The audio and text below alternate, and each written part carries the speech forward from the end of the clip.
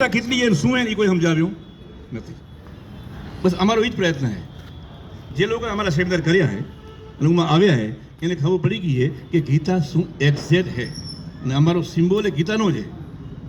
અમારા તમે ગ્રુપમાં ક્યાંક ફોટા જોશો ને જો તો તમે જોઈ શકશો કે ઉપદેશ ગીતાનો હોય અને ગીતા જ પરમ સત્ય છે. પણ એપ્લાય કેમ કરવું એ કોઈ જાણતા નથી કે એને આપણા જીવનમાં એ 700 શ્લોકને કયા શ્લોકને કઈ વખતે આપણી અંદર એપ્લાય કરવો અને જીવનને જીવવું એ સિક્વન્સ જાળવી શકાતી નથી. કારણ કે એ ટેકનિકનું કામ છે, એ એક એન્જિનિયરિંગ છે. વસ્તુ પીરસાય જેવી અલગ વસ્તુ છે અને એને ક્યારે કઢી પહેલી ખાવી કે ભાત પહેલાં ખાવા, કે ગોળ પહેલો ખાવો કે દાળ ભાત પછી ખાવા, આજે બધી વસ્તુ રાઈટ છે.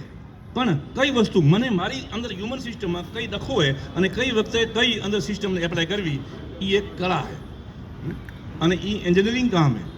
તો અમે એક સ્ટેપ એ આગળ લીધું છે કે જે અમે કરી રહ્યા એ એક ગીતા જે છે, ગીતા જે સર્વસામાન્ય મનુષ્ય ગીતા સમજ્યો હોય, જે મનુષ્યને સમજતે જેને 20 વર્ષ લાગેલા એ ચીજને અમે 2-3 વર્ષમાં તમને પાઈ દઈ ગોળી. દુનિયામાં તમને ન કંઈ જવું પડે, તમે જ તમારા નિર્માતા બની જાઓ. ગીતા એ ચીજ છે. પણ બદનસીબી એ છે આપણી કે આપણે એને વાસ્તવિક એંગલથી સમજી શક્યા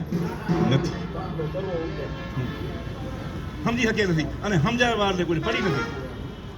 બસ લોલે બધું હાલે રહ્યું. શું છે? બસ હું તમને એ જ કહેવા આવ્યો કે આ બધું લોલેમાંથી બહાર નીકળો અને કાંક પુરુષાર્થને આદરો. હા, હવે વાત બીજી કે રોટી કપડા ઓર મકાન. જો તમે અસલ જાગૃતિના માર્ગ ઉપર આવશો, જેમાં ગીતામાં કીધું છે, તો એ પ્રમાણે તમારું એ રોટી કપડા ઓર મકાનની વ્યવસ્થા હાલતી જ રહેશે. એ ક્યારે ઊભી રહેતી નથી, થતી આવશે. હા, પૂર્વનો કોઈ અંતરાય હોય તો ક્યાંક એવું આવે, કષ્ટ આવે થોડુંક, પણ એમાંથી બહાર નીકળી જવું. આપણે સવારથી સાંજ સુધી એકબીજાના વાંક કાઢવાથી ઊંચા આવતા નથી. બસ આ લોચો. સરસ. કોઈ એની ક્વેશ્ચન કોને?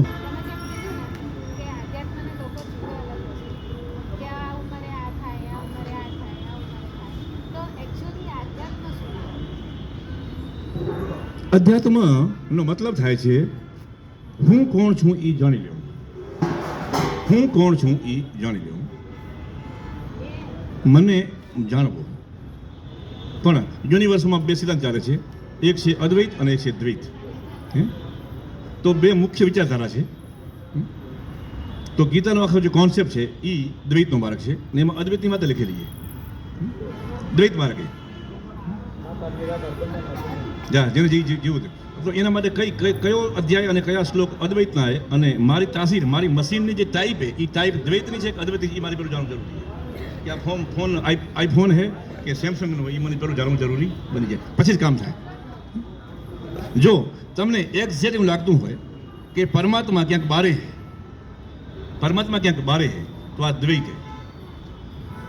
તમે મૂર્તિ સામું જુઓ અને તમને લાગે કે મૂર્તિ તો ખાલી દેખાય કે બાકી હે માય છે માય, તો એ અદ્વૈત. બસ આ તમે તમારી જાતને જાણી લો અને પોતાની જાત તરફનું જ્ઞાન મેળવવું અને પોતાની જાતને સમજવું, હું કોણ છું અને હું શું છું એને જાણવું, એ કહેવાય અધ્યાત્મ. અને ધર્મ છે, ધર્મ અલગ વસ્તુ છે. ધર્મ છે એ વ્યક્તિ છે. આ ભાઈએ કીધું કે એક દીકરો હોય તો દીકરા શું કરવું જોઈએ અને બાપ હોય તો બાપાએ શું કરવું જોઈએ, વહુ હોય તો વહુ શું કરવું જોઈએ. બસ આ જે ચેપ્ટર છે, આ જે એના જે ડ્રામા છે, પાર્ટ છે, જે પાત્ર ભજવેલા છે, એ પાત્ર ભજવો એ ધર્મ કહેવાય. તો ધર્મ અને અધ્યાત્મ અલગ વસ્તુ છે.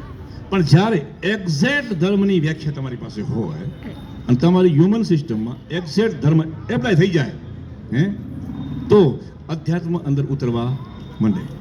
પણ આપણી પાસે જે સાધનો છે, જે ધાર્મિક સાધનો યા સમજણના જે સાધનો છે, એ સાચા સાધનો હોય, પર્યાપ્ત માત્રામાં નથી. કેવી રીતે તમને કહું કે આપણે એક ચાય બનાવવાની છે અને ચાય બનાવવામાં 9 વસ્તુની જરૂર પડે છે.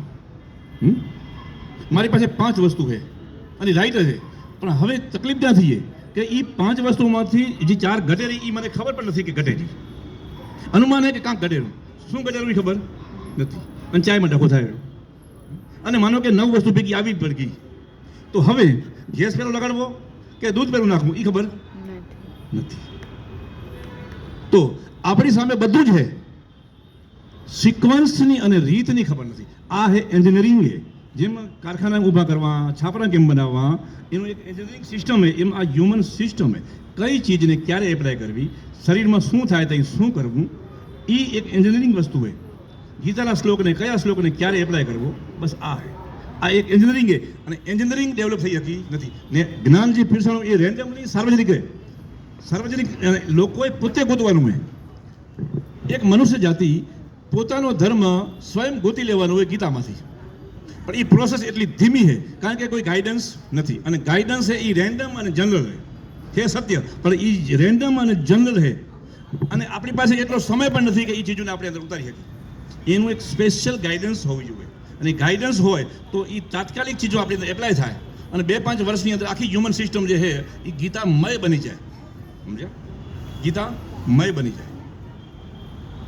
અને મારો કોન્સેપ્ટ છે, જ્યારે મારી ઉંમર 8 વર્ષની હતી ત્યારે કરાકરે વસ્તે લક્ષ્મી, જ્યારે એ મેં સાંભળ્યો શ્લોક પહેલો, અને મને ખબર પડી ગઈ કે આ વાત તો સાચી છે, પણ મને આમાં લક્ષ્મી દેખાતા નથી.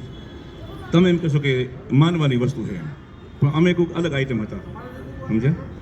ગીતા 8 વર્ષની ઉંમરે ગીતા વાંચી નાખી એટલે અમને એમ લાગ્યું કે આમાં જે કાંઈ લેખકે લખ્યું, સંસ્કૃતમાં તો ભગવાન કૃષ્ણ શું જે લખ્યું હતું, અર્થ કાઢ્યાવાળા જે લખ્યું હતું, ગીતા પ્રેસની જે હતી શ્રીમદ ભગવદ્ ગીતા, એ વાંચી મને એમ લાગ્યું કે આમાં જે મતલબ લખ્યા એ મતલબ મનુષ્ય જાતિ એનો રાઈટ અર્થ સમજી શકશે નહીં. એ મને 8 વર્ષે ખબર પડી ગઈ હતી.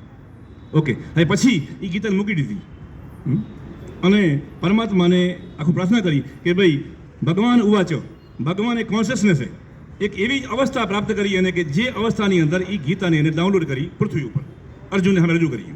તો જ્યાં સુધી હું આ ગીતાને ડાઉનલોડ નહીં કરતો ગીતા વાંચીશ નહીં. અને મને આ કરતે 40 વર્ષ લાગ્યા.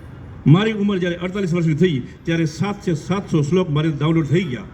સમજ્યા? અને મેં સમજી લીધું કે કયું સ્ટેટ ઓફ માઇન્ડ હતું કે જેની અંદર જે અવસ્થામાં ગીતા પ્રગટ થઈ અને અર્જુનને કહેવા માટે ગીતા સમજાઈ ગઈ. હવે વસ્તુ એ તો એ હતી દુનિયામાં, પણ લોકોમાં ફેર કેમ નથી પડતો? કારણ કે એપ્લાય કરવાના સાધનો નથી. ફક્ત લખાણને અને રેન્ડમલી અને જાહેરમાં આપી દીધેલી વસ્તુ છે. મનુષ્ય જાતિ માટે એક તક હતી કે તમે જાણી લો, પણ મનુષ્ય જાતિ જાણવામાં નિષ્ફળ ગઈ. વસ્તુ સામે હતી, એક ગાઈડન્સનો અભાવ હતો. અને ગાઈડન્સ ચાય બનાવવામાં જે 9 વસ્તુ ખપે એની જગ્યાએ ખાલી 5 વસ્તુ જ હાથમાં હતી. કારણ કે આ એક મોટો પ્રોજેક્ટ છે કે જે 9 વસ્તુને તમારી સામે પેશ કરવી એ એક મોટો પ્રોજેક્ટ બની જાય. એટલે પરિસ્થિતિજન્ય વસ્તુમાં ચીજોનો અભાવ રહી ગયો અને જે અસર ગીતાની થવી જોઈએ એ માનવ જાતિ ઉપર એનો